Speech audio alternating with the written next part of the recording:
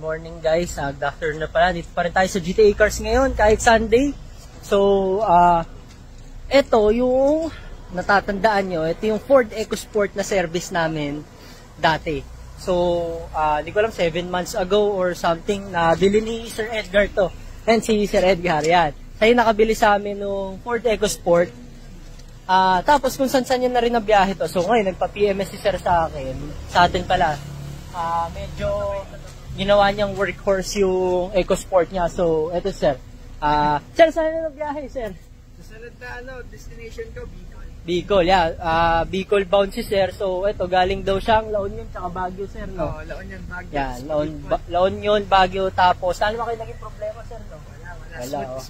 Smooth na smooth. Ayan. So, ayan, yung mga unit natin dito is all goods ready for long drive. So, ayan, galing kay Sir Edgar. So, medyo matagal niya na rin nabili to. Workhorse niya talaga to.